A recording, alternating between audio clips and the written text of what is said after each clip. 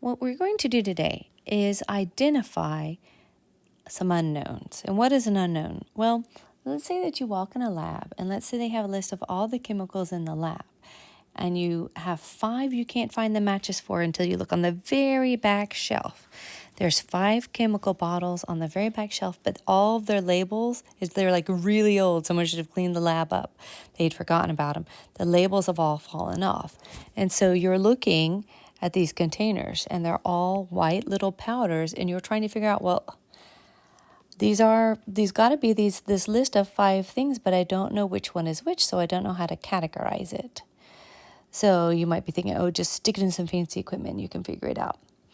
Well, maybe these aren't stable in that equipment, or maybe there's a cheaper way to do it. So that's the idea of what's going on today. So it's like we are telling you which reactions to perform because it lets you rule out different products. So we're going to tell you which one. If you were in the lab, you might have to actually do this all on your own and figure out which one it is. So, for example, you might figure some reaction out because you know it's one of 5 possible things, and you might figure out something where only 1 or 2 form solids. So that's really helpful. Let's say that you do a reaction with all of them, and this one forms a solid, and this one forms a solid. Well, then you can take those 2 and you can say, okay, now I know it's one of these 2 things because they're the only ones that form solids. And maybe with the remaining ones, maybe you figure out another reaction and only one of the 3 turn yellow. This is the one that turns yellow. Well, then you know this one has to be that unknown.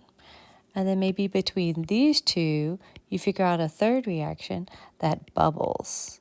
And it only bubbles with one of them. Let's say that it's this one. So then you can identify which one this one is. And like you can keep performing reactions. So maybe on these last 2, you're still trying to figure them out.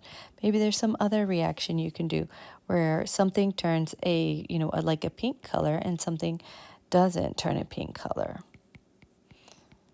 So then you've identified all of them. So what you're doing is you're basically doing a reaction, and there's some characteristic about that reaction that's unique and uniquely happens with that one unknown. And obviously we're giving you the list of reactions, and we're showing you how they're performed. But what's really useful is if you can remember your solubility rules, these reactions the majority of them are double displacement reactions. And so some of them form solids and some of them form aqueous things. Other ones only form aqueous things, which would be no reaction, right? So you're only going to see a reaction in ones that form solids.